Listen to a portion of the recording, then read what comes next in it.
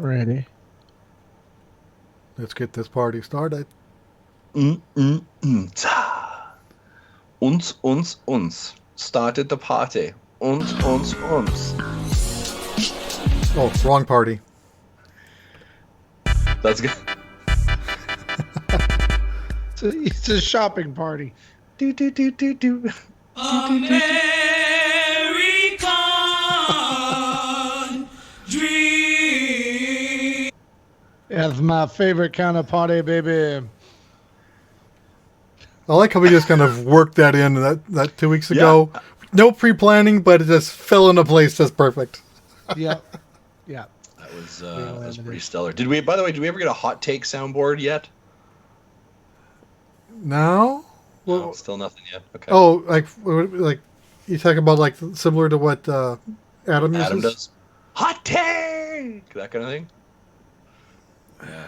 I should ask him if he can set us that file. Steal that file. I like it. Because I don't want to just take it without permission. Because no. They compose their own crap. So you know what? I'm going to say they're the best produced podcast on the internet. Legitimately, no disrespect to the work that you do, Jesse, but the production value that Megadad throws in is just tremendous. Now, you only do one show a month. You got some time. You know what I'm saying? We do this thing. We do this every single week.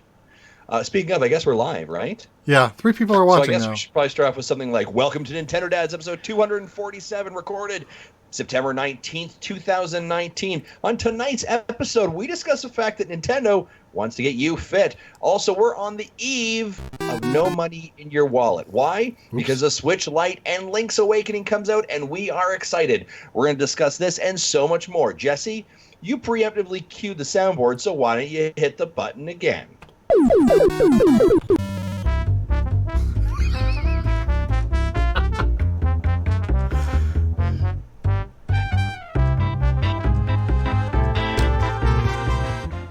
Hey, everybody. Welcome to Nintendo Dads, episode 247. I swear we leave for a week and let the Brits take over, and Jesse forgets how to play music.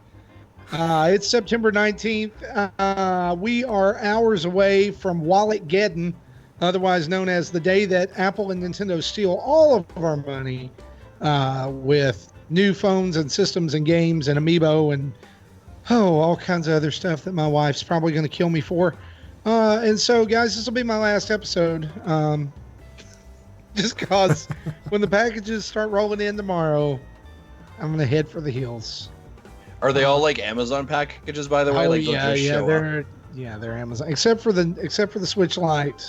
That's a purchase from GameStop. Sure. Yeah. That dulcet tone that you heard straight from the heart of Maple Syrup Town. That's Mr. Justin Masson. What's going on, folks? If you follow us on Instagram, I have drank a large Slurpee of the Link's Awakening kind of in the collector's mug, because we have that in Canada. Why? Because we're awesome. And I am souped up in sugar. And I'm happy to say this podcast sponsored by 7-Eleven. It's not sponsored by 7-Eleven, but I'm really hoping that one of these days, if I keep saying it, it is going to be true, and we're going to get one of these days. If you name a random sponsor and we get it, sponsored by Harry's. Great shaves for men. You should check us out at our URL Harry/Nintendo Dads for a 25% discount code. Tell them Marty sent you. I don't know. Yeah, if you go and try that, it's not going to work. You're misleading the people. Legitimately, though, this is not plugged or sponsored. I do use Harry's razors, and they're quite nice, but that's just my own personal favorite. I don't. Speaking of a man who never uses a razor because he has one of the sexiest beards on the internet, ladies and gentlemen, Mr. Jesse Waldak. How are you doing today, buddy? Good. Yeah, I don't know what having soundboard, my finger just pushing all the buttons at once instead of the one I want. That's weird. You got a case of the fat fingers there, buddy. Fat fingers. But I liked I did like the fact that you put in like some Mega Man right before the actual music. Yeah, I hit the theme and the events button at the same time. Yeah. So they both started playing. Having fat fingers is better than having chicken fingers. There you go. Okay, quick thought. Who has the best chicken fingers, do you think? Oh, well, you guys have different restaurants up there, but Yeah, but like, are you talking about like fast food chicken fingers? yeah, let's go like a good fast food chicken finger. Popeyes. Okay. We don't we don't have that where I'm at. All right. That's I'm sad. contending. That's sad. Popeyes. Okay, heading over to you, Jesse. Round table. Best chicken fingers. Cane's. Who? Raising Cane's. Again, I don't even know what that is. Cane's, yeah, I've heard of them, but I've never had it. All right, chat. Let me know in the below. Okay, we got some No, Chick-fil-A going on here. Yours. You go to Someone's Chick-fil-A saying- and you don't eat a chicken sandwich? Well, no. I'm looking at the chat in our I know. YouTube, I'm by the asking way. that person. Chick-fil-A's going Come on. on. I'm gonna say. Here's what I'm gonna say. I'm gonna say Dairy Queen in Canada. Again, if you're Canadian, fight me on it. Let me know in the comments below. Justin, listen. Dairy Queen's in the Queen down U.S. here- You don't go Dairy there for Queen food. in the U.S. is like just above gas station bathroom. That's not good. Quick aside. In Ireland, chicken fingers are called goujons. And they are Goujon's and fries. They are the. Do you have Dijon with your Goujon? It's on the menu, and it's chicken goujons and chips, right? So that's chicken fingers Spell and fries. that. And fries. It's Goujan. Goujon. Goujon. And I'll tell you, goujons and chips, the best are like from a chipper. They throw in some salt, some vinegar, shake it up. You get some taco sauce. Let me tell you, folks, I'm missing Ireland so much. I am. But hey, this is not chicken fingers for lunch. Next time I'm going to. Next time I go to Chick-fil-A, I'm going to ask for some Goujons. Yeah. And you know what they're going to do? They're going to call the police. Give They're going to you say, a look. get out. They're going to say, They're get going to out. say, get out, my pleasure. I do want to say, as I'm looking at the chat, and by the way, everyone's like, why are these people still talking? We're not talking about Nintendo yet. Iceman75 makes the following statement in our chat. And of course, we're live every single week, so you can join us on youtube.ca, or sorry, on YouTube at Nintendo Dads. Iceman75 says he's hoping to hear some American Dream later today. So you guys might want to make sure. What does Dusty Rhodes think about chicken fingers? Let me tell you something, baby. The only way to eat a chicken is to just eat it whole. Just pick it up live, hit it in the head with the plunder, stick it in your mouth, spin it around, pull it out, feet and bones, and just throw it off to the side. I eat about 7 of them every night, just like that, Daddy. Right before I go to the ring and take out Ric Flair. I'm coming for your title, boy. Sorry, I don't know what happened fantastic. I didn't know where it was going at any time, but it was a journey, and I was excited to be on that with you. You know what I'm saying? Yeah. Like where we went with that, I was excited. You know where that really works? Mm. It really works in the After Dark region. Okay. There. Hey, baby. The kids is asleep. Yeah, so we want to maintain that. We want to make sure we're not explicit commentary is what you're saying. We like it. I do like this other comment in our chat, though. Things you don't do. Yeah. The other thing I do like hearing in our chat here, I love this idea, chicken wing dads. I love that. I would Would that that show. would that look like? Videos of us eating chicken wings? I think so. And I think very much.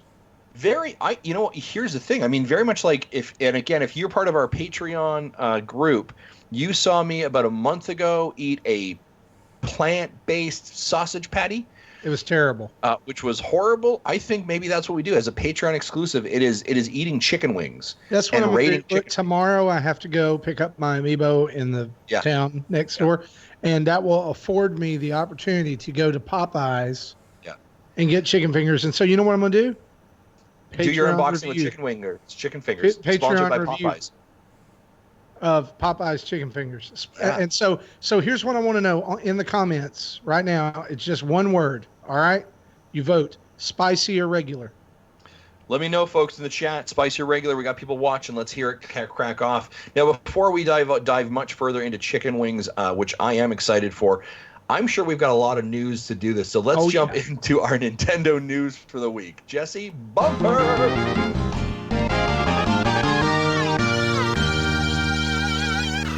Mr. Estes, who pays our bills? Who keeps our lights on? Our fine patrons over at patreon.com/Nintendo Dads, not harrys.com/Nintendo Dads. They don't do anything for us. No. Except keep our faces smooth like a baby's bottom. None of us are cleanly shaven on this podcast. We never have been. I don't think we ever will be. That's the irony of it. Right. But anyway, over at patreon.com/Nintendo Dads, as little as $1 a month gets you access to us on our Discord server and videos and updates on our Patreon page, which we need to be better about, and that's going to happen. You can watch Justin eat plant-based sausage. Yeah. And you'll get to see chicken wings tomorrow, chicken tenders, Goujons. It was a real Canadian moment. I went to Tim Hortons, had my double, sat in a parking lot, had a plant-based sausage almost spat out. Since you've said double, yeah. Every time I go get coffee anywhere and it's just plain coffee, I think about you. I think about double. I do 2 creams and 2 sugars, and you know what? I have seen the light. They call me the double. They call me 2 creams, 2 sugar. You know what I'm saying? That's what they call me all the time. Double mass. double mass. It's coming up here. 2 creams, 2 you know what? Let's actually talk about something good here. New patron this week of the show, Russ, coming in as a brand new patron, and also sent us an email that we will read later on in the show. But Russ, thanks so much for being a patron of the show. Thanks for joining in. We appreciate every single one of our patrons, even if you've been here since, when I'm looking down our list here, I think 2017. Yeah, that's when we started this thing. Yeah, some people have, Patreon. Some people, no, 2016, 2015. Yeah. 2015. There have been some crazy people on this journey with us since 2015. That's incredible. Thank you so much to each and every one of you. You're awesome. Yeah. Also, just a quick statement here. Jesse, get the soundboard ready for this. Our good new Patreon supporter, Russ. Where is Russ from?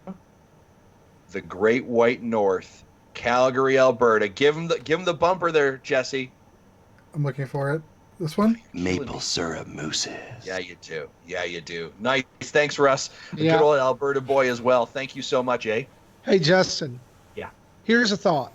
If we do chicken wing dads or chicken finger dads, Goujon dads, I don't know what you want to call them, we're probably going to need to get fit. Oh. I think you're right. Wow. And that was a segue and a half. Segue into talking about pretty much the biggest news that I think we're going to talk about this week, besides Link's Awakening dropping and the Nintendo Switch Lite, and that is Nintendo's reveal of Ring Fit Adventure, which launches for the Switch on October 18th, which is pretty soon, actually, with the brand new accessory RingCon, which will record your movements in like kind of a force feedback type device. This dropped out of nowhere. Nintendo prefaced it with an extremely strange video showing people doing something with the RingCon or doing various things with the RingCon, but not showing the game. And then I think it was the 12th of September, because it's been a minute since we've had an actual, last week we just had Gary and Phil on, and they talked Gamescom, I think. Which is great. Yeah, it was fantastic. But we haven't talked about news since then. So September 12th, they drop a full video showing what Ring Fit Adventure is. Actually, a pretty robust looking RPG. Yeah, right? really was actually. It was a little bit of a surprise. I think we were all.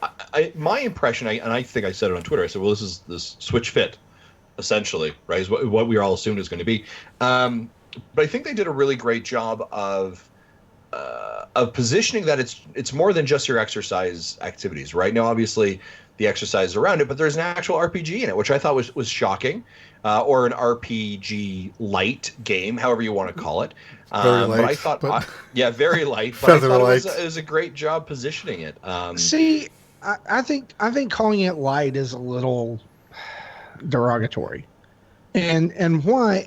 Like, the reason I say that is because as I don't care anything about this. I'm not getting down in the floor to wallow around and play an RPG. But like, I was very surprised that the game actually looked like it had more, like a lot of substance, I guess, instead of just being a throwaway excuse to make people exercise, right? Yeah. It actually looks like I was into it. And I still am in some ways. Like, I'm just not going to buy it, but like, it Sure. looked like it would be fun to play, I guess Yeah. is what I'm saying. Well, and it's interesting. Quag So, in like, the- Quag in the chat kind of thought more similar to what I was thinking. You know, when I was watching the initial video, it kind of had a Connect Adventures vibe to it. And yeah, that's a good point. Quag says That's inspired by Metopia, mix in some Connect Adventures, it'll sell. It'll find an audience. Yeah, So, I definitely I'm on the agree. fence with this. I still don't know.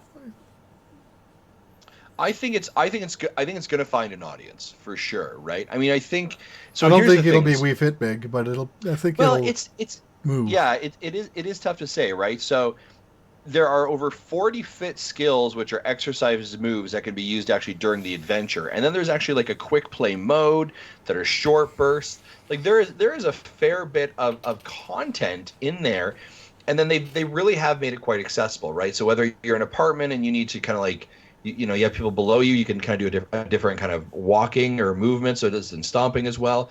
It also allows you to change and adjust your exercise level. So if you're maybe a gamer who has not got out of a chair for a long time and exercise seems frightening to you, you know, you can start a very casual and very easy level. I think this is probably going to do about as well as we would expect potentially Wii Fit to do when it was first announced as well. I think it has an accessibility to it. I think the thing about this that I think blocks it from being the Wii accessible point of it. When the Wii Fit came out, it was the board, right? You just put it in the room. It was easy to understand. I stood on the board. I moved the board. I leaned to the board. It was fine. With the ring kind of being a bit more dynamic, right? With, you squeezing it and moving it, and then you've got your strap to your leg, you've got the JoyCon there. I think that the approachability of it to it, or the accessibility, I think is going to cause potentially some barriers there. I think it's a great move for Nintendo. I think this is another example of when Nintendo is feeling comfortable, and they were feeling very comfortable during the Wii generation, they begin to come out with these kind of wacky, crazy ideas, right? I think Labo's an example of that from the Nintendo Switch perspective as well. I think no other explanation for Link's crossbow training. Yeah, exactly, right? I think Ring Fit Adventure is another great example of it. But what we do see, and you think about it, and they have been selling the Wii, the Switch, especially this version, as being portable, right? As being accessible. Hey, if I'm traveling, right, why there's no reason I can't bring my Switch and bring Ring Fit Adventure, right? Throw that ring thing into my suitcase, and I have my portable gym basically with me now wherever I go. So I think that they've actually got a really interesting niche that they could be aiming at. So I'm going to be interested to see how it goes. I can't get over how. I mean, you've got the fitness element, right? But I mean, they actually took time to make a game and actually put thought into it, because it could have just been like, oh, do this attack and your enemy will die, right? Yeah. And you go through these runs and you go through the level and boom, boom, boom, and you put together a short little adventure. But it, like, to take the time to say, actually choosing attacks, actually figuring out what works against each enemy, and that, I mean, it has a typical goofy Nintendo storyline, like the bodybuilding demon king. Yeah. But I think, like, I was with it until it got to the whole, you have to stand in front of your TV and you have to jog in place to move, and then you have to get down on the floor and do the yoga stuff and all that. And like, so I get it, but I also at the same time, it wasn't what I wanted to see. Yeah. And again, you release a video that's open-ended that shows no game, you kind of set the expectations, right? You kind of set it for expectations to be out there, to kind of go up. So I was thinking something like, and I know a lot of other people were too, like Wii Fit Online. Like, I do a workout, and then you do the same workout and it compares our stats together, or you could do like I could design a custom workout and send it to a friend and then they could do the workout and they would maybe like in that they would feel the tension because I'm feeling like that ring con actually is probably a little more deceptive than I'll say deceptive. It probably has a little more tech in it than we're seeing because of the resistance and things. I'm like, it's like, can it change resistance or is it always going to be as malleable or is it going to push back or is it going to vibrate or what's it going to do? I think that's the interesting thing, right? The durability of that ring is interesting. Like, I think that's a big question mark for sure. When I think again, and I use the reference point of the Wii balance board, that thing was durable, right? Like you could kill a man with that Wii board. And I wonder about this kind of ring. And I do know, I'm seeing here in the chat as well. I do know it was mentioned on NBC recently that those kind of like rings are very similar to Pilates rings, and those things get worn down pretty quickly as well. So it will be interesting to see how it goes. I'm not throwing it away yet. I think I'm interested in it. I actually lost a lot of weight, near 60 pounds, using the Wii Fit board. The Wii board it was part of a regimen. It was the only thing I did was like Wii Fit training. It was part of everything else, but became part of my routine. And I know as a guy who's now worked from home, I don't have a gym membership. If I can take this and do 20 minutes of weird gamification of exercise, then maybe that's great, right? Maybe it does exactly what it needs to do. Maybe that's the audience is looking for. I know is it worth $80? Is the question. Canada, it's about 100, so we'll tell you that right now. It's tough to say, right? I mean, I think I will say I believe there has already been an extra life goal set that, like, if we reach $2,000 or $3,000, I'll be doing 20 minutes of weird exercise on this stuff. Much like my dance, Ubisoft Just Dance last year as well. So we'll see what happens. Gotcha.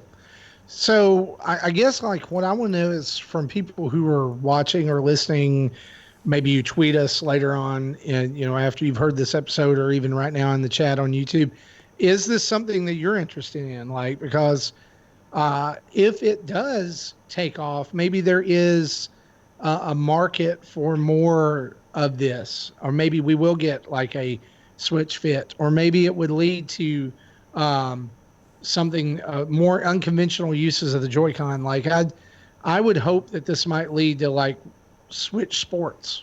Yeah. Right. And we have the bowling and the things again, like that made the Wii such a huge thing in the beginning. Right. Speaking of the Joy-Con part, I don't know if you guys caught that. The IR sensor was able to measure heart rate. Yeah, I did notice that in the video. Yes, I did see that. Remember the vitality sensor? Remember that old How could I forget that never happened? I think the vitality sensor got looped into the IR camera in the Joy-Cons. I think that's where that ended up going. So we're still getting quality of life. Mm-hmm. But it's built in. Just not as we thought. And that really begins to get me to really wonder, like, what else does this thing do in here that we don't know about? A bunch. IR. Yeah, I'm willing to bet a bunch. Little side story: the vitality sensor led to the funniest quote from Miyamoto when I was at E3 2011, when they did the developer behind door closed roundtables, and they are asking questions, and normally, someone would ask a question, translator would ask the question in Japanese, he'd respond in Japanese, translator would respond in English. The question was, what happened to the vitality sensor? And before the translator could say anything, Miyamoto stands up and says, next question, in English. Nice. I like it. All right. Well, that's now one of the things that you could essentially maybe be doing with your fitness band here is doing the shimmy of the Ballad of the Windfish. And of course, I'm going to be taking that right out of our comments here from QEG311. But that's a good transition into tomorrow. Ladies and gentlemen, as you're probably listening to this, unless you're live with us right now, Link's Awakening. Link's Awakening is hitting the Nintendo Switch. You guys, how you feel about this? You excited? Yes. Right now, it's if you've pre-ordered it, it's playable now. Who's pre-ordered it here? Me. Me. So right now, guys, just so you guys know how dedicated Jesse and Marty are, they're still continuing this podcast. I'm looking at them right now. Their hands are not on their Switch, although Jesse's giving us a look right now where he may say he's like, I have to walk away the soundboard for a minute to go to the bathroom. And he's not going to come back. Actually, earlier today, Megadeth's John in his Discord goes, I've never pre-ordered anything before, so does someone know when this thing goes live? And I said, yeah, 11 o'clock tonight. So. Yeah. Nice. So yeah, if you're listening to this right now, hopefully happy Link's Awakening day for you. Hopefully you guys are getting a chance to play it. Do you guys have any fond memories, or did you play Link's Awakening prior to this? I know, Marty, you said it's one of your favorite games. Yeah, it's my second favorite Zelda behind Wind Waker. It is a game that last Christmas, or maybe it was Christmas before last, I finally 100%ed. I had never 100%ed a Zelda game. Like, I'll always beat it and be like, oh, yeah, that's good enough. But I love this one because it's so quirky. It has everybody pretty much knows by now, so it's not a spoiler. There's like Mario references in this game, Mario characters, enemies, and it's just like, it was charming to begin with. And it was such a different feel for a Zelda game to begin with. And I actually remember this. It came out, I want to say that it launched on the original Game Boy around the time I was 13. So like 1993 or somewhere around in there. I can't remember. But I remember getting this, and it was like we're picking it up and we're about to go on a long car ride. And so it was like the most ideal scenario, right? So I got to spend a ton of time with it to begin with. Never played the DX version until I played it on my 3DS. Sure. So finally played the DX version and got the color dungeon and all that later on. But I'm super excited to dig into this. I really want to finish Astral Chain first, and I'm like one chapter away from finishing that. So I'm probably going to force myself to not open it until then, because I know as soon as I do, I'm going to be sucked in. You're done, son. Yeah. Yeah, my first playing through of Link's Awakening, believe it or not, was actually for Nintendo Dads. We did Link's Awakening for one of our retro rewinds. We might actually, you know what? We might have that key art still left from when we had retro rewind key art. Oh yeah. But yeah, and here's the thing: we put this out to the poll, the Twitter universe earlier this week, asking, "Is this your first time visiting?" How do you say that? Coolland Island. 53% of our respondents said yes, it is their first time. 47 saying no. A couple of them responded back with some actual comments on Twitter. Insipid Ghost says, no, it was my favorite Game Boy game ever. I'm stoked for this one. Josh Taylor says, nope, the DX version was my first Game Boy Color game in the late 90s. Got to play this beautiful new version at Gamescom. Definitely looking forward to it. Eli says, the hype for me for a Zelda release is unlike anything else. And DB12 says, it'll be my third, and I can't wait to hear the music. So a lot of people, again, very fond memories of it, either having a Game Boy, much like you did, Marty, a Game Boy, or playing it a Game Boy Color, or again, the DX version. This game seems to resonate with a lot of people. I've heard a lot of commentary from other reviewers saying, I remember playing it, back when it released in the original Game Boy. I remember playing it on the 3DS. I remember, so this seems to really resonate with people, and it definitely feels like a game that has kind of stuck somewhere in you. I think that part of the resonance is that in a world today that our kids are growing up in, right? Like, it is not unheard of for there to be an expansive, on-the-go adventure or role-playing game, right? But back in that day, back in 93, when it was just the Game Boy, it was absolutely not the norm. Yeah. And for there to be a game that, and I've seen a lot of flack for this game over the last couple of days when reviews started to come out, not from reviewers, but from armchair quarterbacks who want to say like, oh, it's just 10 to 15 hours. It's not worth $65.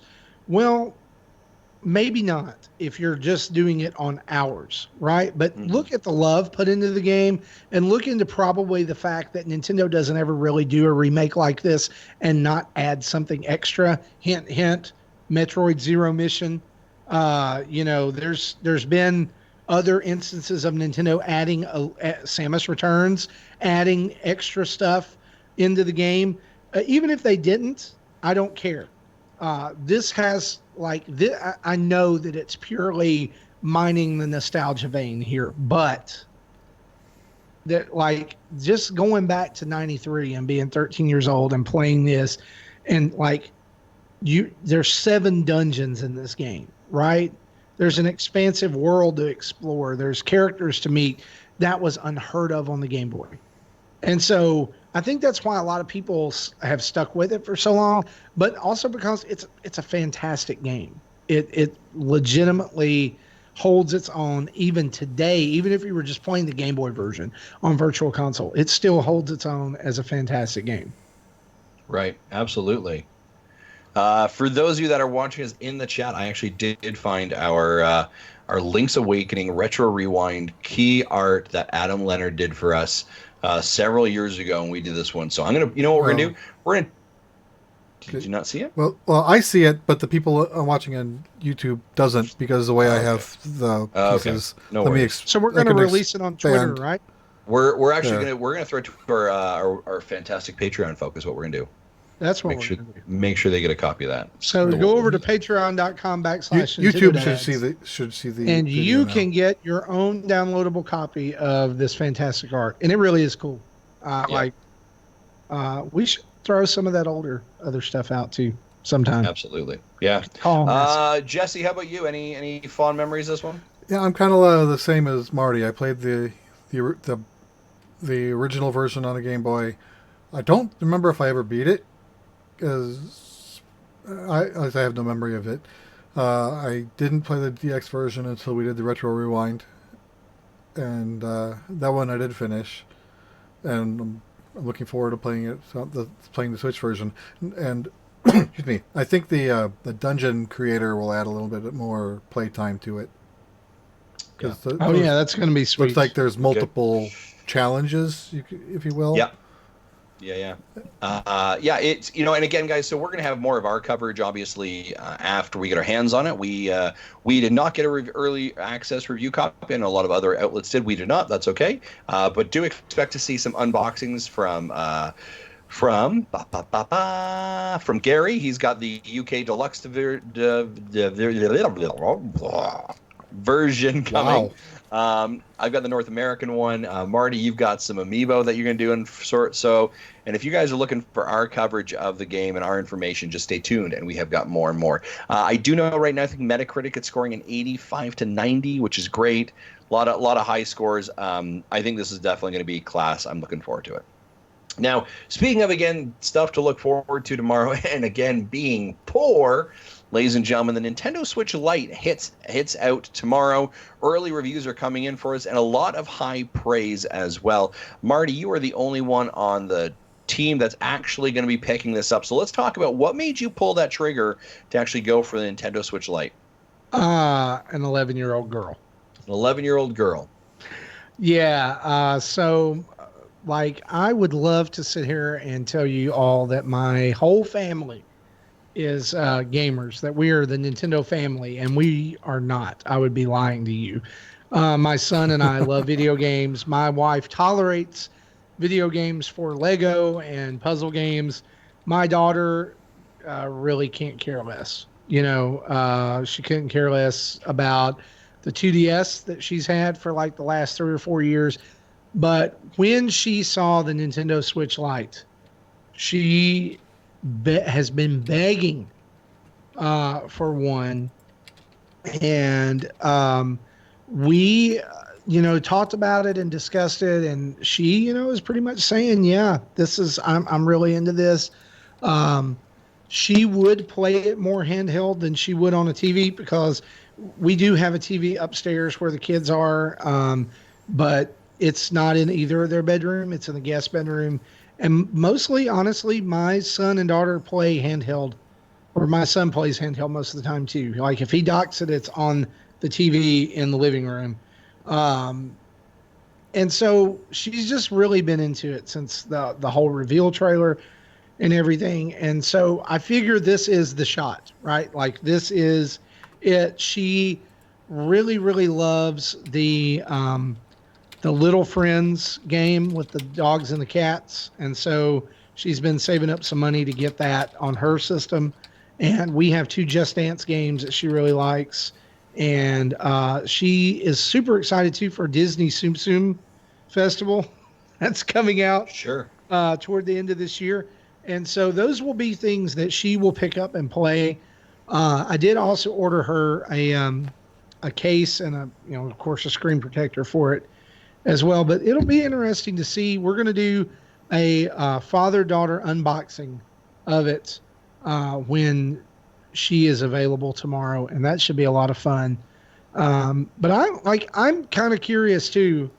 I saw a display box at GameStop earlier this week, and I was really caught off guard by the display box. I don't know if you guys have seen one. I've only seen the promotional ones that they have at 7-Eleven to help you buy Slurpee cups. Right, but is it the same one that was shown off in some of the art and Yeah. photos? So the reason I was taken off guard by it, and Justin can probably speak to this too, it looks an awful lot like how they packaged the 3DS. Mm-hmm. Yep. If you bought a Switch, it's a big, kind of thick, but not really rectangular box, Yeah, right? There's that big. Yeah, probably about 2 feet by 1.5 feet. This is square. It's very, very short, very compact. And I think just by holding it at GameStop kind of gives you a good sense of how the system is going to feel in your hands. Not because it's big and blocky, but because of just the actual dimensions of it, I guess. Yeah. Yeah, I would say this. I think if you need to return your flip-flops back to Walmart, you could use a Nintendo Switch Lightbox. Yeah. Do you know what I mean? Like it looks like a very small shoebox. That's a great way of saying it. Yeah, very, very small shoebox. Yeah. And so, like, all that's in the box, y'all, is a Nintendo Switch Lite and a charging cable. Yep. Charge plug. So don't be expecting a whole lot, but we'll go through all of that when we unbox it. Of note, I think it's important to mention this. I don't know if it's Kotaku or IGN. Maybe it was Kotaku retweeting something from IGN or pointing it out. I don't know. They have tried to plug the Switch Lite into a portable dock, and no, it does not broadcast to the TV. Yeah, no, that was part of the guts they pulled out of that one for sure. So Right. Which was Although my thoughts when this whole thing started. It's really just a port, right? That makes it process through a USB cable to the HDMI. So I still don't know why it can't happen, but I get it. I get why it's not happening. I get it because they want all of those mobile Pokemon players to swap over before Pokemon comes out this year. Yeah. Or to swap over with the Pokemon edition. They want them, and they also want those sweet, sweet portable Animal Crossing players next March. Oh, that's exactly why the Nintendo Switch Lite exists. You can guarantee, right? And if someone wants to take in our Discord, Justin makes a bet, they're going to have a Animal Crossing Nintendo Switch Lite available at launch of Animal Crossing that has like the decals of Animal Crossing on it. It's like a no-brainer. I am not willing to take that to be against you on that wager. No, anyone Me either. Come at me, bro. Come at me. Who wants to bet again? No, that's like almost like the ball is already in the hoop. Yeah, exactly. Come on. So yeah, it'll be I'm fat, and we know kind of, business Justin, right? I'm fascinated to see what the sales rate on this is going to be. How is this going to pace? Is this number going to be almost proportionally equal to how we would see a popular home console versus a handheld actual market. I'm Do you going know to what make I'm a saying? prediction here, and it's a Yeah. business prediction. It's not a bet, just a prediction. So if I'm right, you can just say, "Yay, go Marty, high five." Yeah. They will sell as many Switch Lights this Christmas as they sell regular Switches. I think during the holidays period, it'll probably sell more, just because of $100 No, discount. I'm saying after the dust clears from Christmas and the end of the year, it may not be the exact same number, but it's gonna be close. Right. So you're saying in the time period, right, of Christmas, they're going to sell equal or very close to the same number of OG Switches versus Switch Lite. Yes, Okay. and for two reasons. Number one, I think that a lot of people who have a Switch are going to dive in with holiday money and buy one for their kids, because it's going to be the low cost alternative to get your own Switch, kid. Please let me play mine. The second reason is that kids are going to say, "Mommy, Daddy, I want a Switch." And guess what parents are going to do? They're going to buy the cheaper one. Right. Yeah. Which is why I'm thinking that Because it's going to be it's going to be confusing. And that's why I'm thinking in the same 6-week period, I think the Lite will outsell the normal one. May so not you're saying not significantly. Black Friday to New Year's, Maybe like a 60-40. You know, I don't. Yeah, and the other part of that you have to remember is just that pass through rate with the Lite's Pokemon edition, right? Specifically, Right. that like that's gonna sell gangbusters. We'll probably never know the I- answer to I- this you know, question. Sorry. We'll Jesse? probably never know the answer to this question. The earliest that we may know anything will be when they talking about fiscal end numbers in April, and then there's no guarantee they'll even split them. They'll just say 50 million Switches are out there. Okay. All right. Here's what we're gonna do completely unscientifically.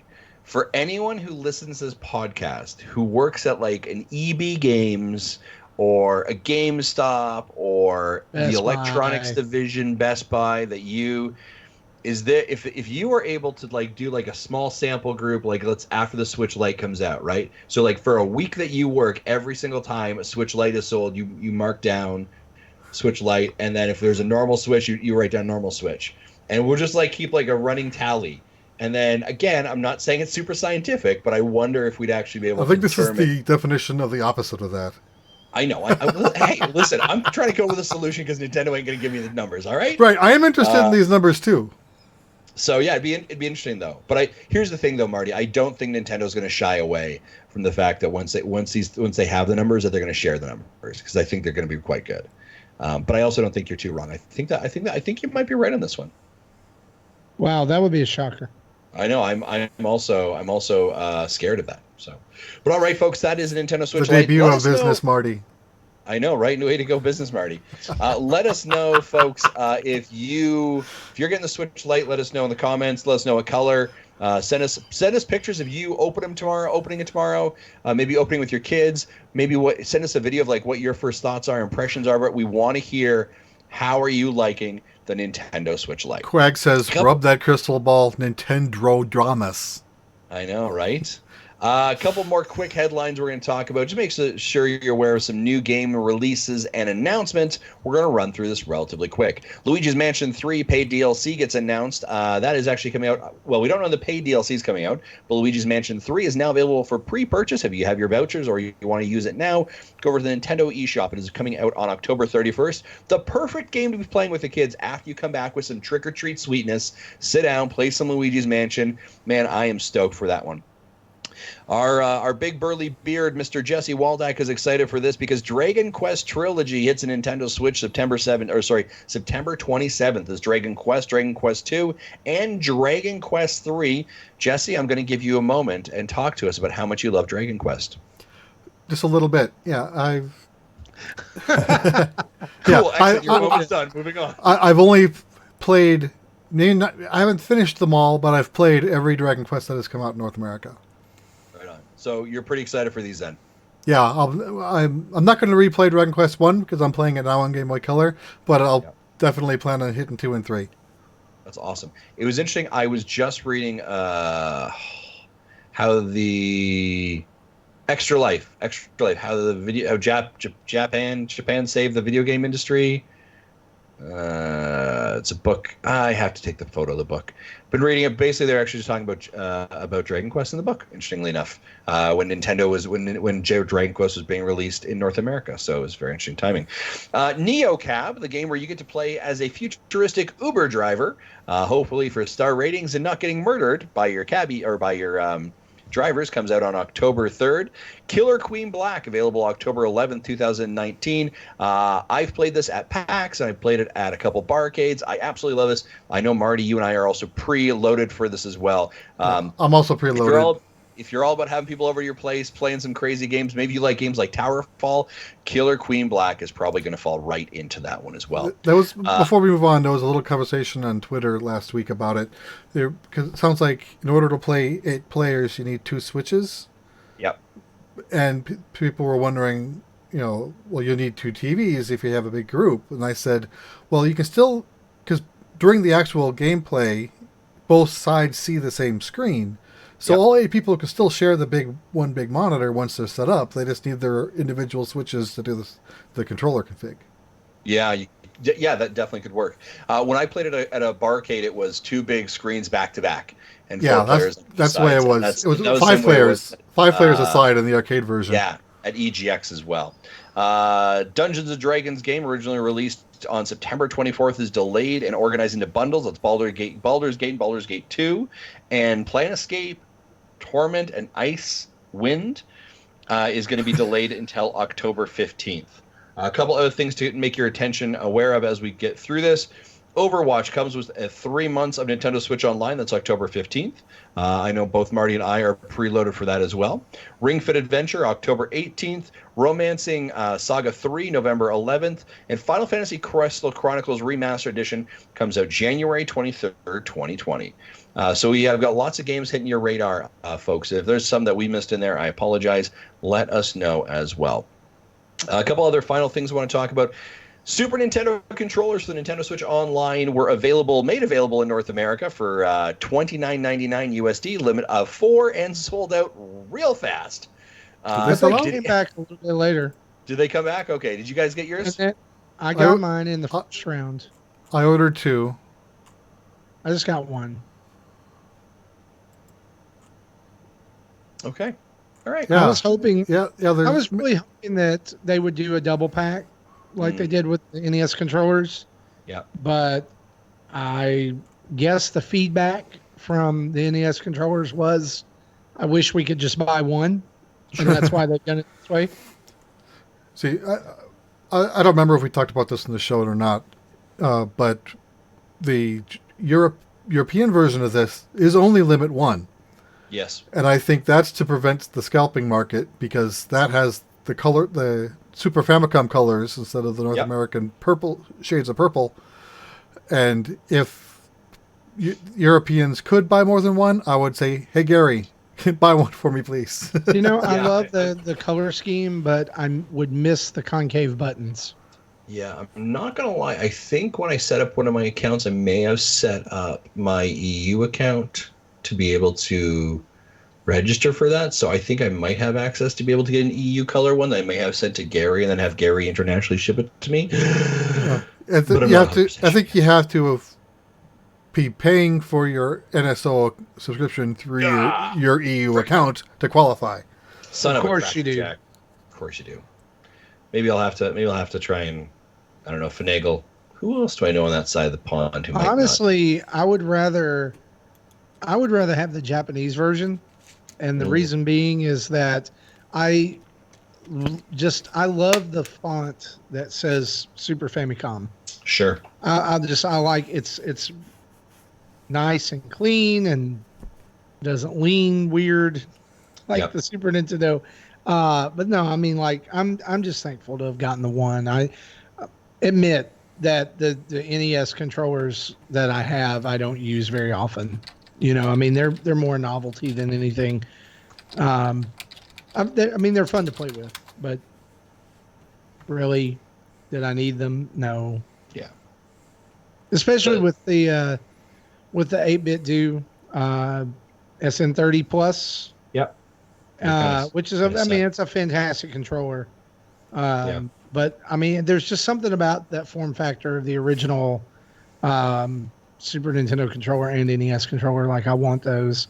And just to be honest, if they go further from here with Virtual Console or online, whatever, the controllers are going to become more necessary. Mm-hmm. Yep. Because, I mean, you can do the stuff that the N64 controller does, but it won't feel right. Yeah. Yeah, they're going to need to figure that out. Same thing for GameCube. I mean, GameCube maybe not, but you would need analog triggers. Yeah. Yeah.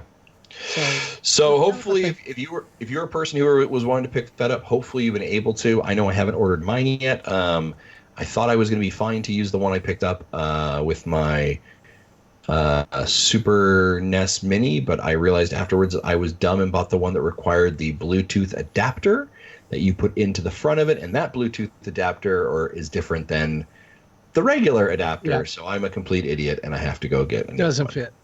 No.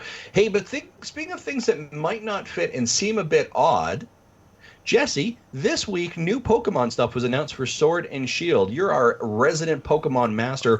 What is going on? Because I saw the internet go really weird on some interesting memes with a thing with a big stick. Yeah, they announced a new Galar Pokemon evolution of Farfetch'd called Surfetch'd. So it's basically just a taller duck that's white holding a sword and shield, and the sword is like a similar to Farfetch'd Leak, but it goes up about like twice the height of his body. Right. And so the only more information has probably been released, but I forgot to look for it. The only thing that I know is he is a fighting type, which is a change over what I think Farfetch'd was just normal, maybe. Okay. I don't ask me. I don't remember. Do not ask me to confirm that. So yeah, he's a fighting type. He has the ability of Steadfast, but again, we don't know what that means yet. And he is only available on the sword version of the game, which tells me there's probably going to be something similar on the shield version. It'll be exclusive because they do that to incentivize trading, but they haven't announced what that is yet. Okay, yeah, you read my mind on that question because I was like, so what's the sword or shield equivalent? Because here's the thing, I've decided to go with shield. I'm not double dipping. We ain't doing this. But I'm going with shield because one of the gym leaders is like that weird goth kid who looks frightening, and I'm like, that's the reason I'm going to buy that one. Just because. Oh yeah, I love the shield version. And look, why did they not just go ahead and put out the information for both exclusive Pokemon? Marty, come on. Don't ask that question. You know how hype cycles work. This does seem like it's still a weird hype cycle because this has been a very strung out, drawn out. Oh, I think we lost him again. But yes, we're 2 months out, and we still don't know what the starter's evolution look like, which is fine. I'd rather they not tell us and have us figure it out on our own. Marty's trying to come back, but it's not working.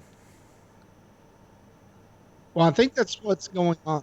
Right, we haven't heard you for the last minute and a half there, Marty.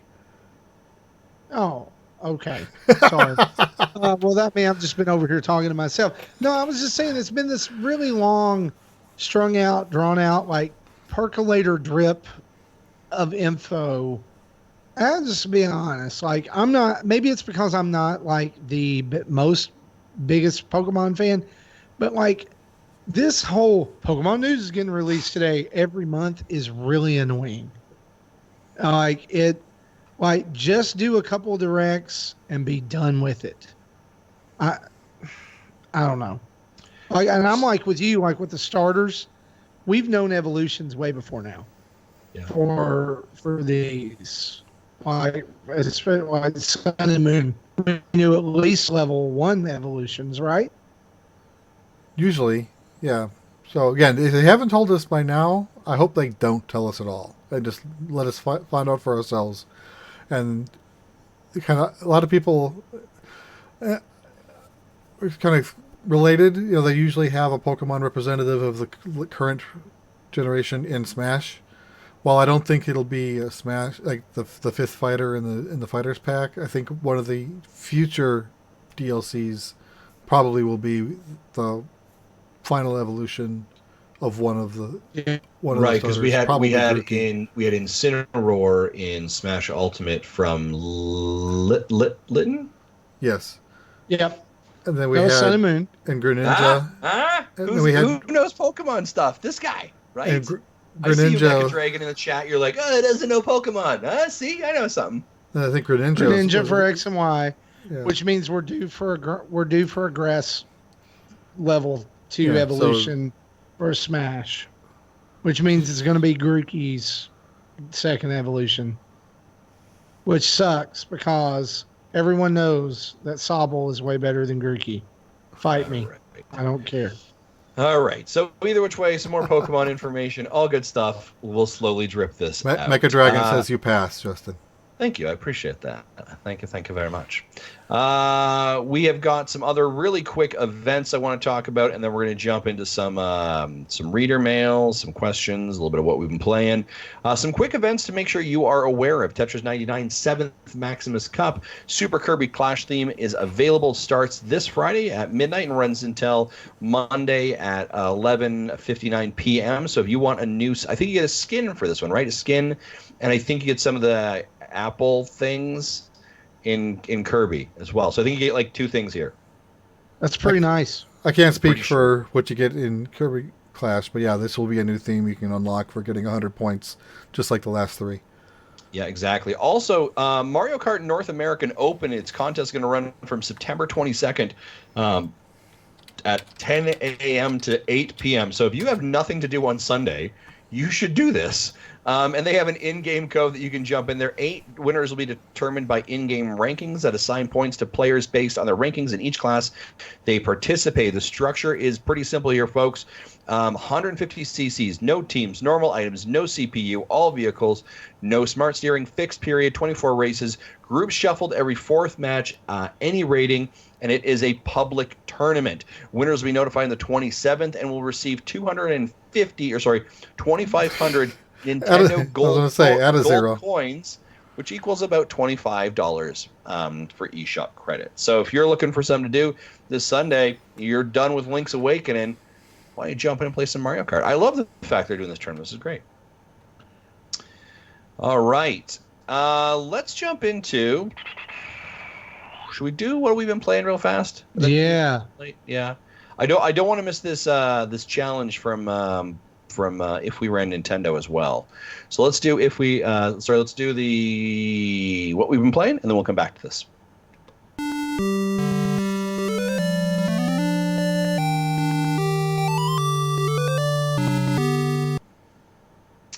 Marty, kick us off. What you been playing? So I have been finishing up Astral Chain, which I have super thoroughly enjoyed. It has been fantastic in every sense of the word. It's a masterpiece from top to bottom. Like seriously, I don't use that lightly because we're in a world right now where we have a brand new Zelda game, or a brand new to some people Zelda game coming out. And we've got Luigi's Mansion 3 coming out by the end of the year, and I think that at this point of September of 2019 that I can say that Astral Chain is my Nintendo Game of the Year. Wow. It is really good, and if you're sleeping on it, please don't. I really would love to see continuation of this franchise. It has it all. I mean, there's a ton of action. The voice acting is excellent in this game. The story is actually comprehensible, which for a platinum game, is a pretty good feat. And it's just, I mean, it's been fun. Like even the side missions that you end up doing don't feel shoehorned in. They feel natural. Yeah. And I have to applaud it for lots of reasons, but one of the big reasons is that it manages something that I see a lot of games try, but they don't do well, and that is genre shifting moments in the game, Right. where you're playing one type of game and then all of a sudden you're playing another one. This is if Bayonetta became a police officer and actually had investigations. Because there's actually moments in the game where you are in the mid, like you've just had like a really intense action chapter, and then the next chapter is, let's go solve a mystery, guys. Mm-hmm. And every bit of it is just fantastic, and that's what's held me to the end. I will probably finish it up tonight after this podcast because I can't quit playing it. Nice. And it's not a time intensive game. I think you can how long to beat says it's 20 hours, and I will probably have put that in by the end of the game. Feels like every chapter is about an hour and 10 minutes ish. Well, now hang on. It's really based on how much you put in it. If you want to find all the red shift and clean it up, and you want to do all of the blue missions and all of the red missions, and you want to find every chest, then you're thinking more time. Yeah, I'm using the approach of like I'm not actively searching for the blue missions, but if I happen to run into one, like I'll do it. It's there in my way, and I'm not actively trying to find all the red shift, but happen to if I flip over and I see it, I'll grab it, right? But again, I'm not being and one thing I'm not seeing about this game that I think is a shame is that like I'm not seeing a whole lot of people talk about the design work in this game, like the design of the characters and even the enemies and things like that. And I love the fact that they put you in the middle of this city, right, that feels alive. And there are definitely boundaries that you can't go to, but they make it not so obtrusive, right? Like they're not just like out there. You still have a ton to explore and a ton to do, and you can waste time just doing side missions, or you can go on toward the end. And that's kind of where I'm at, is like, I'm just like, okay, I'm ready to end it. I'm ready to be done. Probably won't 100% this game, but if I didn't, let me rephrase that. I probably won't 100% the game because there's so much else on my plate. Yeah. If there was not, then I would dive in and do the whole thing. Yeah, if you were in a drought season right now, you'd be grand. Because it's enjoyable. I will say there is one negative about the game that I found, and that is they try to, in the later chapters, you're shifting between the city setting and the astral plane a lot, and they get into this kind of idea that they should have made a 3D platformer. And Justin knows because he's played it. There's not a native jump button. You have to use your Legion, which is the demon or whatever, the alien that's chained to you. You have to use it to pull you across gaps, right? And what ends up happening is it works great, except for if you double tap the right stick in any direction, your Legion zooms that direction. Well, when you're trying to finesse to a point on a moving square that you're trying to jump to, you'll end up thinking you're about to jump, and you'll end up throwing yourself off the cliff because your guy's just zoomed over here. And when you throw yourself off a cliff, it costs you like 300 or 400 HP. Yeah. And like, I almost died one time doing this because I'm like, it's not me, it's the game. It's the way they made this goofy double flick to send it flying thing, and I did not like that. There's a spot, and I saw it on Twitter. I think one of our listeners had posted. There's a spot after you get the dog legion, or the whatever you want to call that thing. Yes, the beast. And in the beast legion, you have to like run across these platforms that are falling behind you. So you need to be on it. It's the only legion that does it. That you have to like get over to this one platform, basically turn around on a very small platform with it, and then run across. And I fell off that platform, I will tell you, Marty, almost a dozen times. Yep. Because it was like you have to line up perfectly. It doesn't turn very well. Yeah, and it doesn't turn very well. So it was very challenging. Reminds me of Mario Odyssey when you were like on a castle wall and you started a chain of music notes and you had to roll down that wall, and if you fall off the wall you got to start over. Yeah, you've got to be like perfectly on. I would tend to agree with you. I think it's a very interesting game. I have been enjoying it. I was down in Bermuda last week. This was the game I played on my entire flight down there. I played it kind of when I was back in the hotel room before I went to bed an hour, and then on my flight back I played a good chunk of it as well. I find it compelling. I find it enjoyable. One of the things that isn't talked about very often here, and I don't know about you, Marty, I'm actually playing it on the easy mode or the casual mode or whatever it is. Same here. Because I was getting destroyed very easily to a point that I was like, I'm not necessarily finding this enjoyable. I'm actually finding it more frustrating. So you can't get like your S ranks or your S pluses or your ratings, but I'm okay with that. I find it a lot of fun. The levels feel at times, especially in the first half of the game, very formulaic.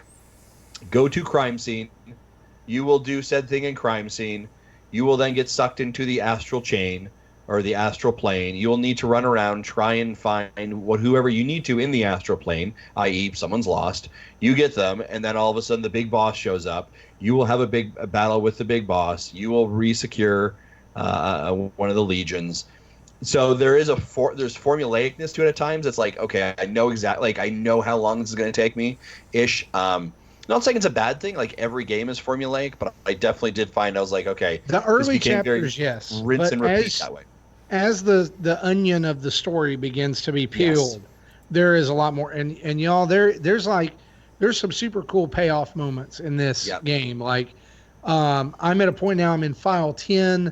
There's 12 files in the game. 11 is like the last action chapter. 12 is like a epilogue that wraps everything up that you find at the end of the game. Like at this point, I'm so comfortable with the controls that just like the fighting is so good. Yeah. It's so good.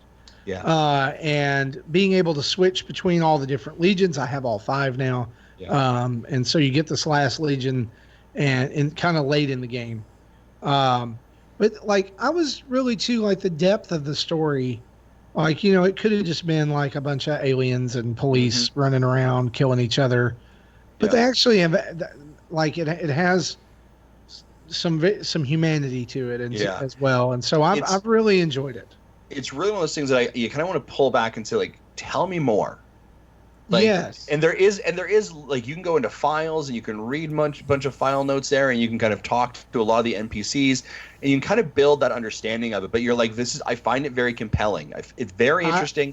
I seriously hope that we do see a sequel, and I know there was talk of potentially being a trilogy. I'm very impressed with it.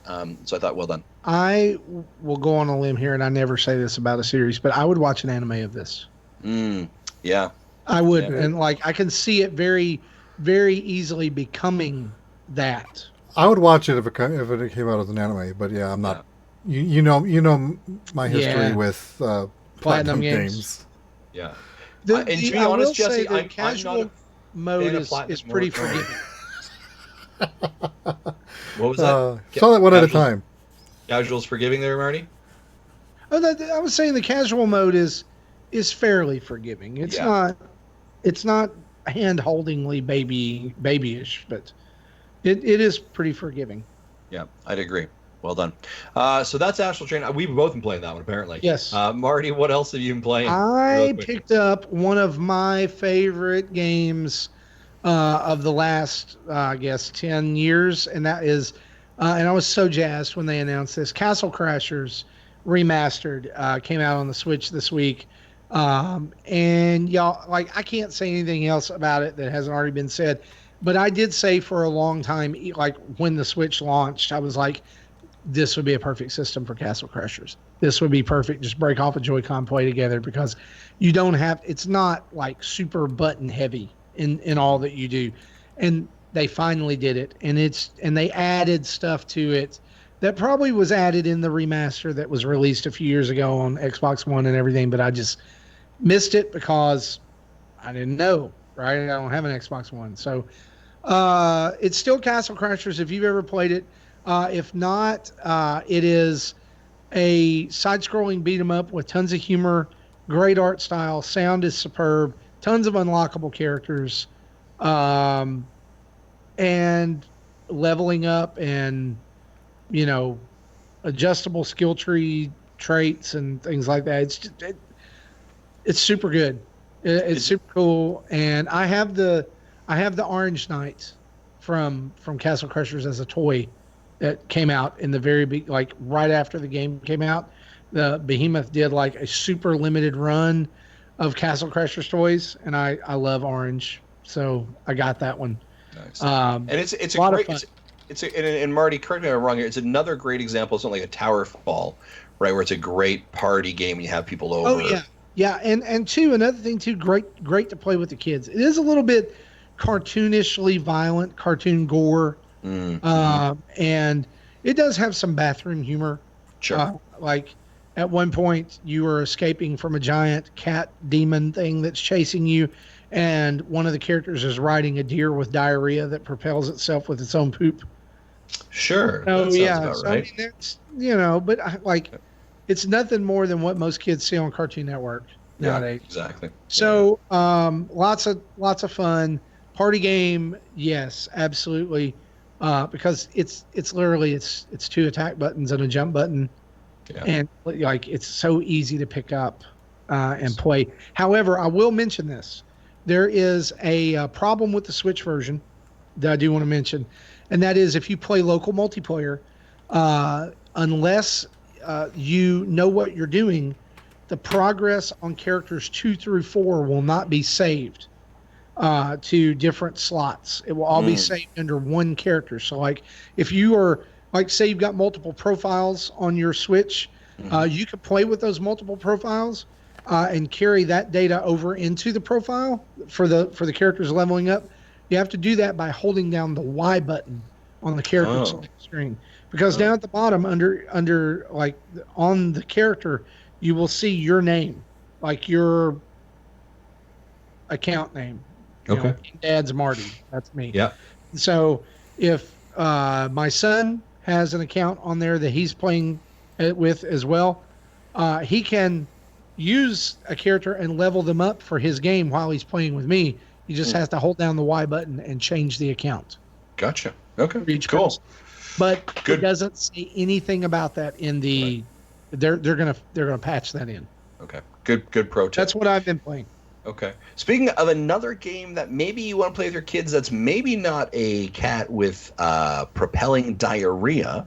I had an opportunity to play Super Kirby Clash with my daughter Morgan yesterday. We only played about half an hour of it. You can catch it over on our Twitch channel. It's available there. I've also put it up on our YouTube channel.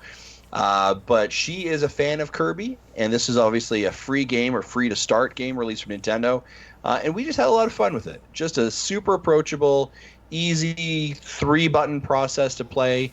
Great side-by-side couch co-op. Kind of it's a monster game, right? You go straight to the bosses. You have 3 minutes to defeat the monster the best times you can. It's a lot of fun. I was disappointed we had to close the stream early, but it was absolutely great. Again, so if you're looking for an approachable game, it's Morgan's 9 years old. I had a fun time playing with it. If you're looking forward to Dauntless, this is Dauntless Junior Kirby edition, as you kind of prepare to tackle big monsters in the Kirby universe. So I would highly recommend this. Is a great game for kids. And again, if it can go up to 4 players locally, there's an online function as well. It's free. It ain't no skin off your back. Do you know what I mean? There's some microtransaction components of it, but it's more like, hey, if you want to speed up this process, pay a little bit. But nothing that I found was really too arduous, and I think is a good opportunity just to kind of relax and do something different. I will say it led to one of the funniest moments that has been caught on stream. I don't know if, Jesse, you were on the stream for this point. She says, we're getting ready to play, and she goes, Kirby's my favorite because he's chubby like me. And that was I was just like, what and just out of the mouth of babes. So it was pretty hilarious. But guys, Super Kirby Clash is a ton of fun. Check that one out. Jesse, Tell me about Dragon Quest. So I've been continuing my playthrough of Dragon Quest 1. I'm playing on the Game Boy Color.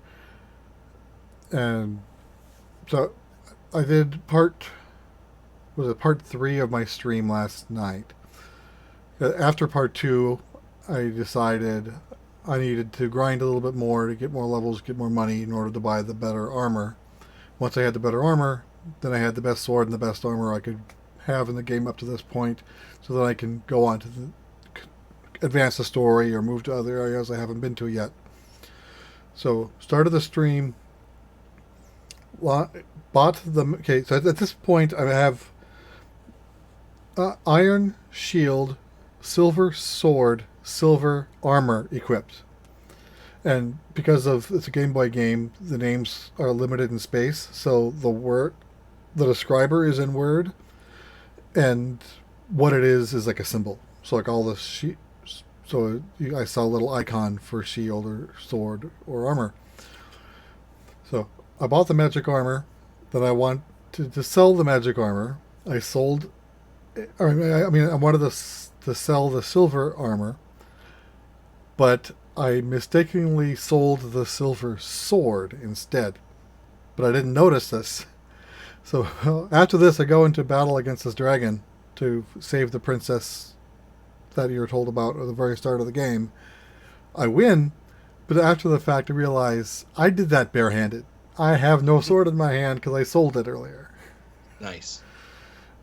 So, and I ended up finding another city where I got the secrets that I needed to, the hints that I needed to get the Erdrick's, I forget what they call it, like the proof of my leniency. And then to get the Erdrick's armor, they call it Lodo armor because space limitations. Had it shrunk down to 4 bytes. But so I found, and in this city sells a better shield and a better sword. I'm grinding 25,000 gold in order to buy them. I'm up to 16, I think. So I have a little more grinding to do. Then I'll do a part 4 of the stream, which might just finish off the game if I can get everything done. Nice. And then I want to get that game finished off before I jump into Link's Awakening, because if I start that, then I'm not going back to Dragon Quest. No, probably not, eh? Then I also wanted to add, during the second stream, I had problems with my controller. So I'm using a third-party knockoff NES controller connected to my Retron 5, which has the NES port in it, so it's designed for an NES. But I had controller problems. Ebusol suggested I look into the 8-bit DOS. So I picked up an 8-bit DO SN30 Pro Plus. I think this is the same one Marty has. It is. I just have the Game Boy version. Okay, so this is the one that is compatible with the Switch directly if I wanted it to. But I also picked up the Super Nintendo retro. What do they call it? Now I forget what they call it. So basically, it's a Bluetooth receiver that plugs into the Super Nintendo port, of a Super Nintendo or anything that has a similar port.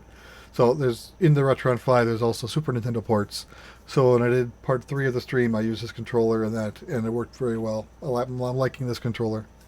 I almost debated not buying the Super Nintendo controllers through the NSO, but I'm like, no, I still want them. Nice. And the other thing I see here, playing a little bit of Tetris 99 there, Mr. Waldeck. Yeah, I didn't play every day, but I've been trying to play as much as a little bit every day to get the tickets to unlock new themes. I first unlocked the Zelda theme. I made a small video showing that once I unlocked it. I've since unlocked Donkey Kong theme. I want to make a video on that. Haven't done it yet. And then the next, I think I have 5 tickets now for the next one. I'm going to unlock the Super Nintendo, the Super Mario theme. After that, the themes aren't any specific game related. They're more just generic things. Like here's a schoolwork theme. Like who cares? Yeah. Yeah, I was the same with you. I jumped in there when those came out, and I got the Donkey Kong Country one right away, the Donkey Kong one right away. And then to your point, the only other ones that caught my attention was obviously Zelda and then Mario, right? So after I get those ones, I'm probably gonna be like, well, until you get some new, Nintendo themed themes in here, I'm not gonna really be working probably. Yeah, each theme costs 15 tickets. You can get 4 tickets a day, 2 by playing the main game, and the other 2 require DLC play. So if you haven't bought the DLC, you don't have access to those. Yeah, and of course, don't forget that we do have a theme this weekend for Kirby as well, right? You can see that in the chat. Ibisel called that out. Cool. All right. Well, so those are some games we've been playing. So let's jump into our community spotlight. Do it.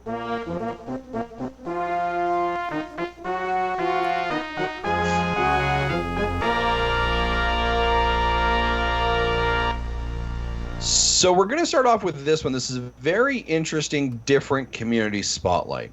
So our fantastic community manager, Timothy Alf, decided to ask and challenge the team over at If We Ran Nintendo on their episode 166 and asked Bobby and Sean the following question and says, I want to propose it now to the Nintendo dads.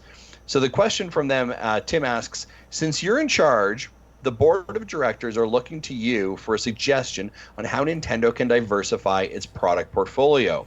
If you ran Nintendo, what would you suggest? What would your suggestion be? Do you buy another company? Do you create a new product outside of a video game? Maybe you buy Sharp and get in the surplus business? Or is this a question best suited for Business Justin? Well, first and foremost, Tim, of course it's best suited for Business Justin, not for Tom or not for Bobby or Sean, because they're horrible people who don't know what they're doing. Also, I don't listen to If We Ran Nintendo because from what I understand, it's a hot piece of trash in the summer. All right, so here we go, moving on. Here's where we need that hot take audio that you told me about. Hot take! So, guys, let's kind of chat about this. If we ran Nintendo, right, what would we tell Nintendo to do? We tell them to purchase anything, purchase a new company, diversify. What do you think? New product? My thoughts are to... we've heard rumors of like a live-action Zelda show on Netflix, off and on for years. Make something like that happen. Yeah. We know there's an animated Mario movie in the works. I think that's the right fit for that. We don't want to. I don't think we want to try another live-action Mario again. But a live-action Zelda, if done right, kind of a rated T version of Game of Thrones type of aesthetic, I think would be great. Yeah. Marty, what about yourself? I'll go a different route. I think a strategic partnership with Apple. Seeing as how both companies seem to have similar mindsets when it comes to their own properties and design, I think it just makes sense. I would love to see something jointly designed by Apple and Nintendo. I don't know what that would be. I don't know if it would be like a special edition of the iPhone. Like they've partnered with U2 in the past and different things like that, to do like the iPod. Like I'm dating myself here. The Project Red iPod or the U2 edition. Yeah. And he froze again. No, I would tend to agree on that one. Yeah, or a new type of way to play a video game. That integrates your iPhone or something like that. Maybe it's simply just making sure, and I think this would be counterintuitive, but I can see it being something Nintendo did, making their future apps iOS exclusive. Interesting. Yeah. Okay. Or maybe special editions of those for iOS. But I don't know, just like for a long time, I felt like here are two companies that they're pretty much the closest thing, that like they're so close to each other. I wanted to say what I was going to say was the Apple's the American version of Nintendo, but not real. Yeah. I mean, because they do have the American side, but like it just seems like their values run together. Yeah. Okay, fair enough. So I've thought a little bit about this. So I am only going to go off of information that we know currently for what Nintendo is doing, right? So I believe that Nintendo has actually made some pretty strategic moves in the last little bit to actually begin to diversify their offering, their product offering.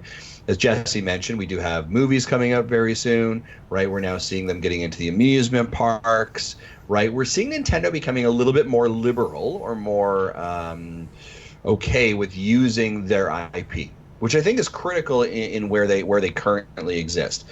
Do I think they need to buy another software company? I don't think they necessarily do.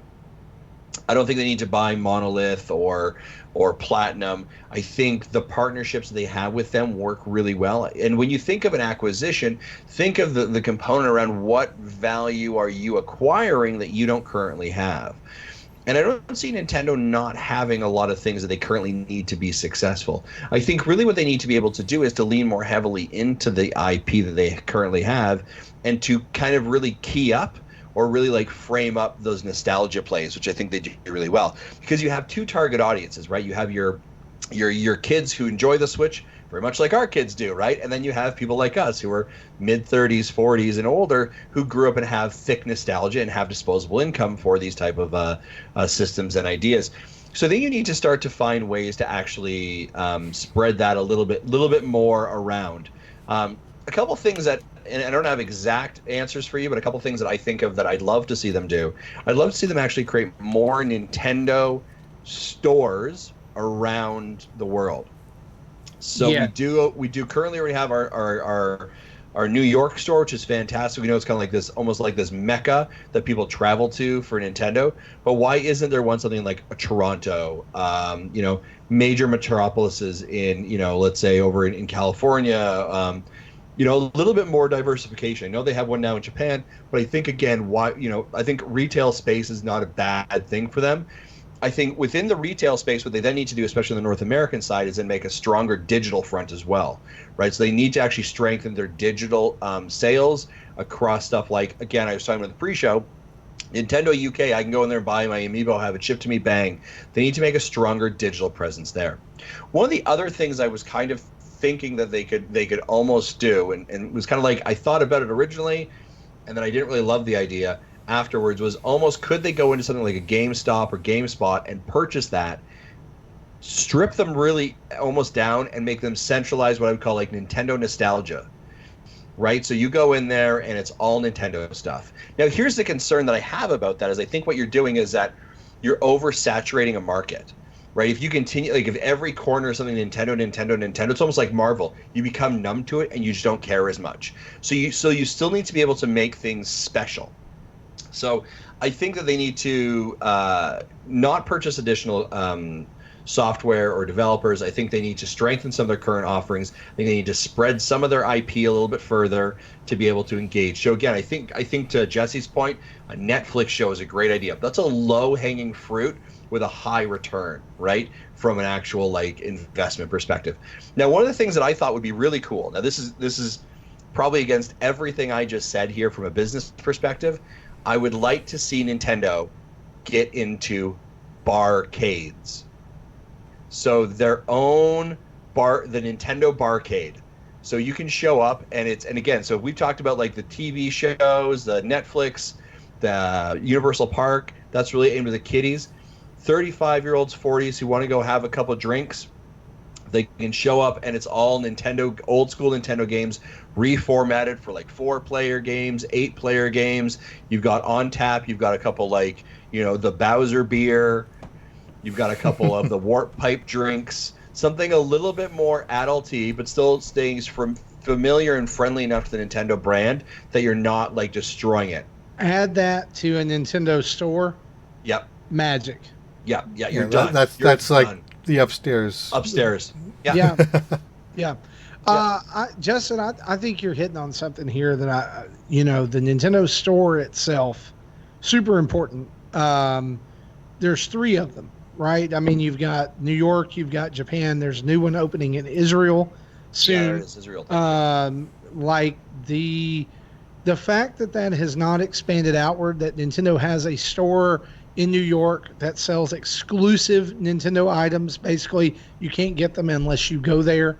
Yep. Plushes and T-shirts and things like that. It blows my mind. I like at least for the fact that it's not gone to like, LA. I mean, they typically skip the flyover states, Yeah.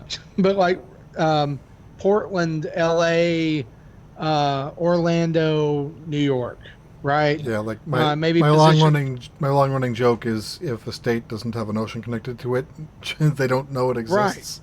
Well, and I mean, why not go ahead and throw a couple, like one in Chicago and one in like Austin?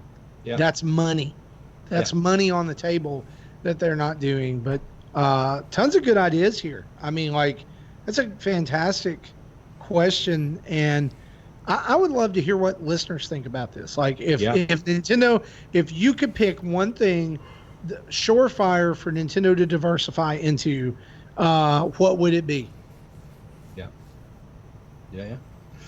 So yeah, folks, hopefully that is answered. Again, that's a little bit of business. Justin throwing the hat on, throwing some suggestions. What are you laughing at there, Jesse? Laughing at Ibiso. Oh, okay. Gotcha. Yeah. So let's read this new email from our this email from our new patron Russ G. Yeah. He says this: took a trip this weekend on one of those flights where they charge you for every bit of service they can. Must have been Spirit. Yeah, Spirit, the microtransactions of airlines. Yes. As a result, I had a very small carry-on bag. Switch is a very portable device, but I'm wondering why they don't offer Joy-Cons with a circle pad option. Part 2 of that would be, as the Switch Lite is being sold as even more mobile, why not have those versus regular analog sticks? Not only would it reduce thickness, but it would add some ruggedness to the device when it's in the pocket or a very small carry-on bag. The actual question, would you like this as an option, or is there hate on for the circle pad? Is there a hate on for the circle pad that I'm not aware of, and therefore it is a stupid idea? Let me just say this. I personally hate the circle pad. I never liked it on the 3DS. I always felt like my thumb was constantly needing to be repositioned on it, and it just did not feel great. Sure. And so if you're going to sell me a circle pad Joy-Con, I'm sure that there's a subsection of people that, yes, that's in their wheelhouse. I would not buy that. Yeah. Yeah, I don't mind the circle pad. Like, I don't hate it, but I do kind of see what he's saying. Like, when you look at the nubs, kind of the actual Joy-Con sticking up, that definitely kind of makes it, more likely to get caught on something or broken or even have some of those issues. Yeah, I mean, Russ, I don't mind the circle pad. I think when you put this question in front of me, actually, the thing that I thought of is like, man, I'd love to see them start to diversify those Joy-Cons. Do you know what I mean? Like, yeah, make an option where it has a circle pad. Make an option where it has a proper D-pad, right? Like, why are we not seeing those kind of modifications why are come third up? parties I see an issue with this. Oh. So I have no problem with circle pad. I liked it on the 3DS, and the Wii U prototype gamepad that I played still had a circle pad on it before they turned into a joystick.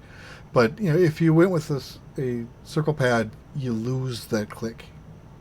I was wondering that, and I didn't have my 3DS down here. I was like, could you not like somehow integrate that just underneath the circle? You might be able to be redesigned to have a mini button in there, but yeah, so that'd be the thing we'd have to solve for. Yeah. Right? So, but as is, there's no click to it. Yeah. And I will say that I think that the Switch without the nubs, like with the circle pad, would look super sleek. Yeah. It would be an interesting look to see, but I also feel like it would be, I don't know, like I just like the stick. I'm willing to bet you, like, soup to nuts, that some prototype Switches when they first were doing mock-ups had the circle pads. It wouldn't surprise me. I wouldn't be, and because like the first couple the prototype Wii U gamepad, right? Used it. Yeah, and there was some design decision they made. So, great question though, Russ. Great question. Absolutely. Also, Right, Mecha Dragon asked us this. Well, it's a long email, but this is good. Hey, Nintendo dads, hope you had an amazing summer. Aw, that was nice. Hope you did too. My summer was busy. Justin moved home. Yeah. Jesse endured lots of storms. Yeah. and then other summary things. Anyway, my question for you today is the following. I went back to play a little Crash Team Racing Nitro Fueled on the PS4, and I keep getting my butt whooped in that game from the CPU players. Mind you, I'm playing on classic mode, which is supposed to replicate the difficulty of the PS1 version of the game, yet I don't remember this game being that difficult when I was a kid. Heck, I don't even think I drifted when I originally played this game as a child. I only just learned how to do it years later when I went back to the PS1 Classic on the PS3. Basically, my question for you today is if there are any games you thought you were good at back in the day, only to see that you actually weren't all that good in the game itself. Hope that makes sense. I'm looking forward to the podcast tonight. Great question for Mecha Dragon. I think, one of the games that struck out for me very recently, and I played it when it came back to the Switch, was Super Mario 2. I thought I was much better at that game than I turned out being. And I don't know if it's because I was playing with the Joy-Cons. I didn't have an actual NES controller, just didn't quite feel right. But I was struggling. And we all know that like Super Mario 2 is one of my favorites, and I always play that game a lot. But I don't know why it just got me. The other one I discovered also is any of the Mega Mans. I thought I was good at those games. I am not as good as I thought. You took both my answers. Oh, really? Yeah. And that's too funny. Though I was better at those games as a kid, but I just lost what I knew. Yeah. I remember playing Super Mario Bros. 2. I was able to beat it, never using Mario, and evenly distributing the other three characters. So when at the end of the game, when they show you how many levels each character, it was 0777. Nice. Oh, wow. Or whatever that ended up working out to be. I forget. There's 20 stages, so yeah, one of them was off by one. But yeah, so they were pretty evenly. And I knew which stage best used Peach because they had that gap that only she can pause to get a shortcut. Yep. Or a stage that had like a subcon world that had 10 turnips, so I had Toad because he can pull out faster because of the time limit in there. So and then last time I played it, it was lousy. And then again, Mega Man 1 I used to be able to play through that. Now I have a hard time even getting to a boss. Yeah. Wow. For me lately, and this is sad, is Contra 3 on the Super Nintendo. I got the Contra collection over the summer and found out that I am now absolutely garbage at Contra 3, where before I used to be able to go almost all the way through to the end without losing a life. Nice. And so it makes me sad. And I just what I realized it is that Contra 3 especially is a lot of pattern memorization and where enemies come from and at the rate they're going to fire and things like that.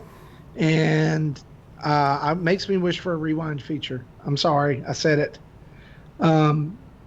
I did the other day. I'm going to tell you something I'm proud of, though, the other day. I beat Super Ghouls and Ghosts. I was just saying that, too, actually. That was another game that I remember being good at and loving. And horrible at it now. Well, I was never good at that game. That's a tough game, Marty. That's a tough game. I beat it because of the rewind feature on Super Nintendo Online. And I don't care. I know that's not purist. I don't care because I could never beat Super Ghouls and Ghosts before. And it's a fantastic game. It's a great game. If you want a showcase of what the Super Nintendo could do back in the day, with scaling and tilt and all that, man, it and Super Castlevania 4, super good. And I also found out not long ago that I'm not that good at Super Castlevania 4 anymore, even though I finally did beat it. Yeah. Man, was it a journey. It's my favorite Castlevanias, and it made me sad. Yeah, because I remember I could breeze through it. Yeah, I remember Super Ghouls and Ghosts. That was one of the first times I ever realized that adults played video games. Because we would go over to a friend of my mom's house, and they had it, and we would all sit down on the couch, the kids and the adults, and pass the controller down the couch. and take turns and go back and forth. And that was one of the first times I was over like, oh, I thought video games were just for kids, right? Or kids that made your mom play. Do you know what I mean? But this person was like, no, like we like, and I was like, wow, that's awesome. So Yeah. So yeah, awesome question, Mecha Dragon, and I have a feeling that list of games is only going to grow the older we get, right? Yep. Like there's going to be a time, like I feel it coming already. There's going to be a time where I'm not good at Mega Man anymore, and it's going to be sad. And I guess what you do then is you watch playthroughs on YouTube. I was going to say, then we right? just take you outside and shoot you, put you down. Yeah, you probably. I just should. hope that Link's Awakening doesn't add it to any of our lists anytime soon. Oh yeah. Yeah. Well, guys, that is episode 247 of Nintendo Dads. As we close out the show, we do want to make a reminder here to not forget about our Discord community super cool monthly mayhem section. Brand new game starting right now. This month's game for monthly mayhem is Link's Awakening. And if you have not watched the video on how to score for that game, you can head over to our YouTube channel and see Drew and Zablanc, and they will tell you all that you need to know about it. And we want to thank them for being awesome organizers of that. And again, to participate in that, just $1 a month over at patreon.com/Nintendo Dads. You'll get access to every single bit of the Discord and all that good stuff, as well as monthly mayhem. And if you watch if you watch a video and they start explaining how the points work, and they mention that you get points for all the photos, and before you say, "Hey, there's no photos in this game," they know. So, Yep. Please don't. Yeah, don't dump on them. All right. So again, as we close out, we want to say a huge thanks to our Patreon producers, Chris Mears, Dave Ernsberger, and Tim Off. And we especially want to thank Tim for being our community manager and setting up our brand new website. If you've not been over to nintendodads.org, you can head over there for all of our brand new videos, tweets, podcast episodes, links to our social media, our Patreon page, and Nintendo Dads shop is over there where you can get yourself some sweet Nintendo Dads stickers like these, like our Voltendo Dads and our Now You're Playing with Superpower Nintendo Dads cast logo there, and they ship out and they are awesome. I have this Nintendo Dads one on my car now. It's super cool. You can get phone cases, t-shirts, all that good stuff. Or you can find us, if you don't want to go to the website, you can find us in most places you use social media. Patreon, Twitter, Facebook, Instagram, Twitch, YouTube. Just type in Nintendo Dads and boom, there will be, baby. You can also email us at nintendodads@gmail.com or our brand new email address, podcast@nintendodads.org. And if you're really old school, and we love this, you can call in and leave a voicemail at 929-25-NDADS. That's 929-256-3237. I want to say a big thanks to OC Remix for the music used throughout the show. And listen, guys, don't be afraid to go over and give us a 5-star review and some kind words on the favorite podcast app that you use. That's like CastBox, iTunes, Stitcher, Google Play Music, or Spotify. Would love for you to rate us and review us so more people can find this fine, fantastic show. For me, for Jesse, for Justin, this has been episode 247 of Nintendo Dads. Thanks for hanging out with us. Bye-bye.